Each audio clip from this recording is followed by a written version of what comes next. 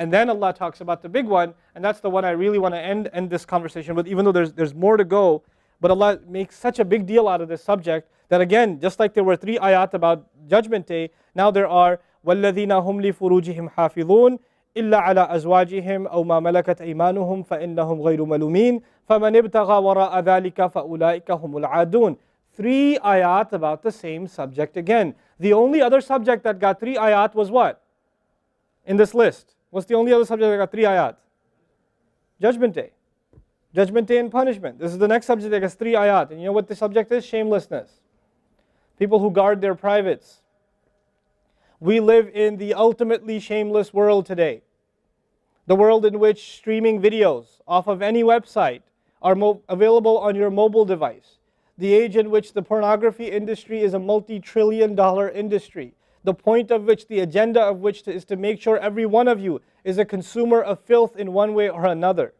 That every man, woman, and child is exposed to this stuff, and they're hoping you are, so you become addicted to it, so you become yet another consumer.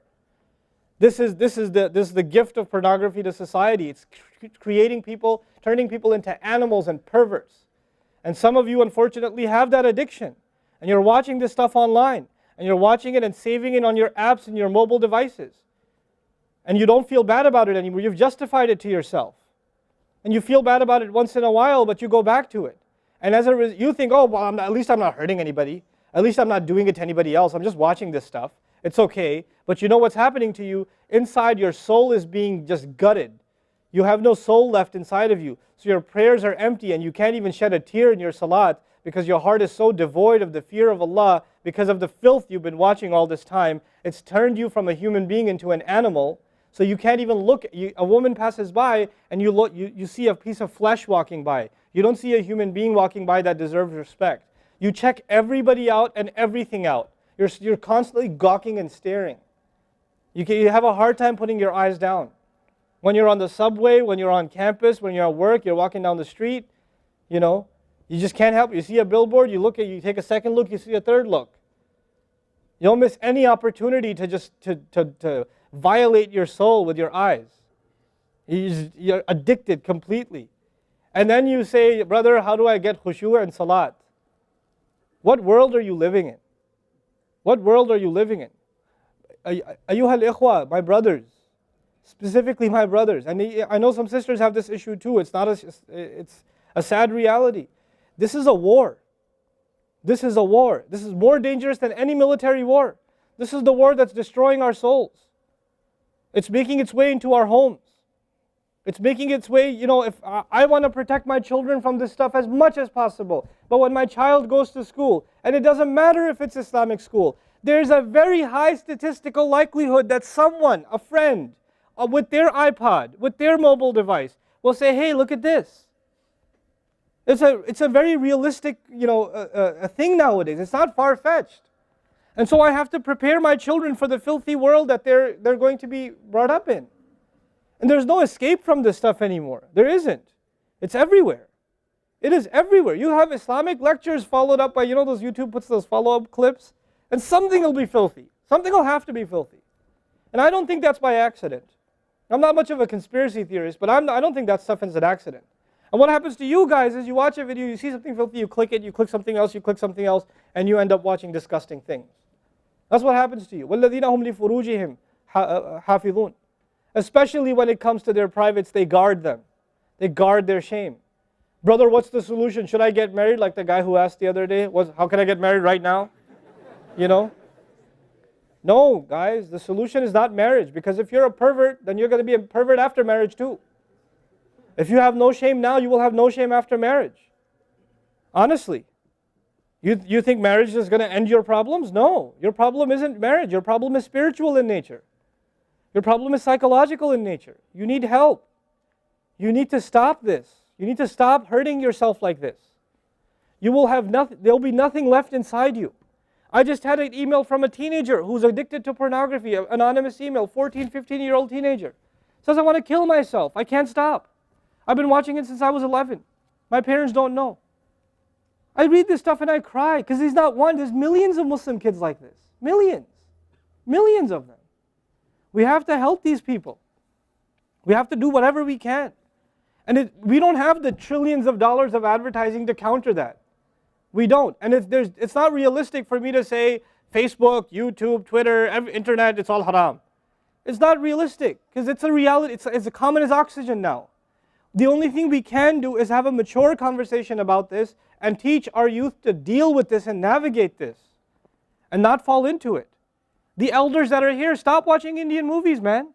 Why are you sitting in a lecture talking about salat and the importance of salat and you don't guard your shame? Mother and daughter and husband and wife and sister sitting together watching whatever? God, come on.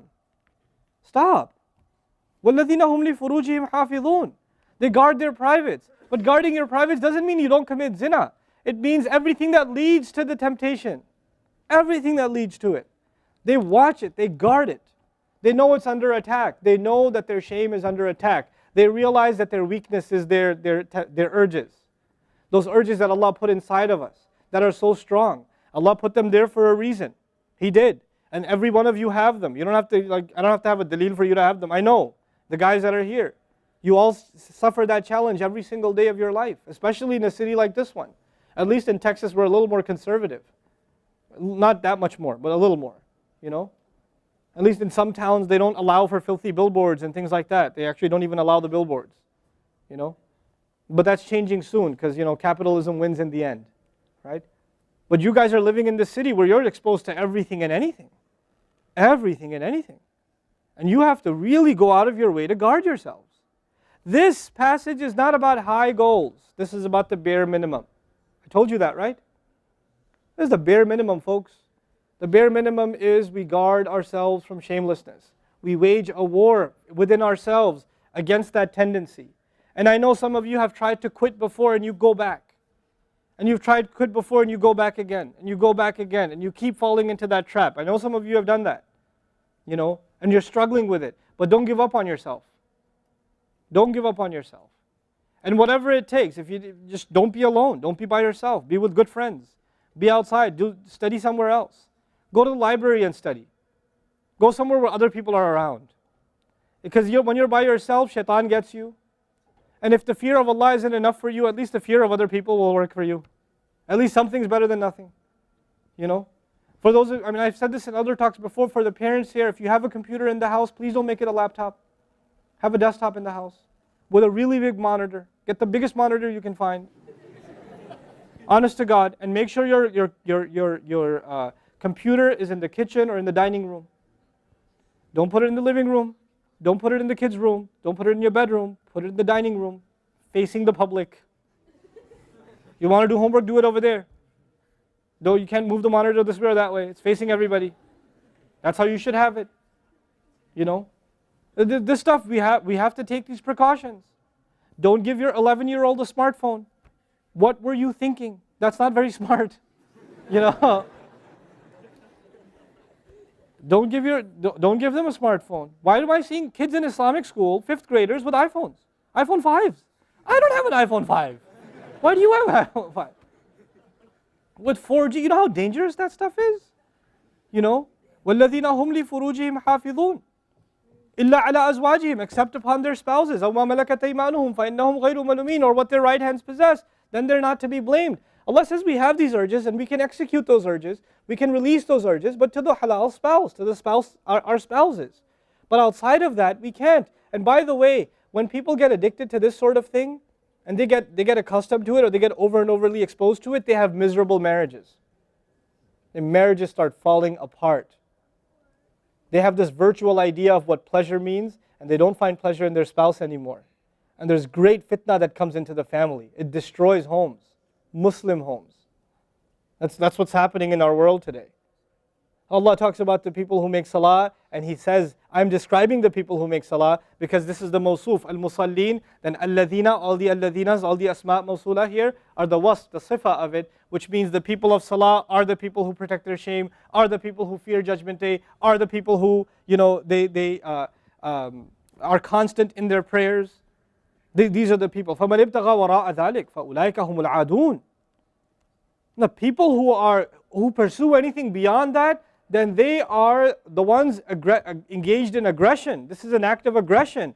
You know when adu is mentioned, or adi, adin from adu, from ada ya'du, right? Al-adun. Al-adawa in Arabic means animosity. Allah says, whoever pursues their urges to be fulfilled outside of the halal, outside of the marriage, whoever pursues that, then they are engaged in an act of aggression. The question is, aggression against who? Because when you say enemy, then you have to say enemy of who? If they've become an enemy, who have you become an enemy to? Allah didn't mention a maf'ul bihi, no jar majroor, nothing related to it. You know what that means? They are an enemy to themselves, their family. They become an enemy even to Allah's teaching. You know, these are the kinds of people. The most important asset you and I have is our hearts. And this shamelessness destroys the hearts. It destroys it.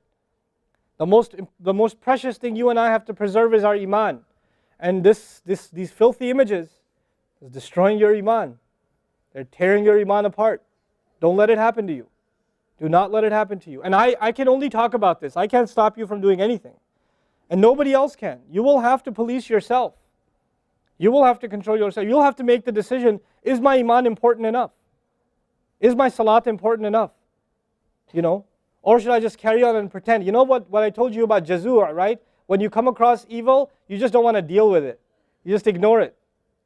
There's a lot of people like that. They hear this stuff and they don't deal with it. They just ignore it. And you're jazur. Then you're not from the musallin. Illa al-musallin. If you don't be from the people of jazur, from the jazureen. Don't be from them. The people who just leave it. They don't even deal with their problem. They run from it. And they cave in every time. And they're reactionary. And that's the beautiful thing about the beginning of this passage. Halua, reactionary. Usually we react to temptation. You react to an image and it leads you to a site, which leads you to something else, which leads you to something else. You're constantly reacting to things.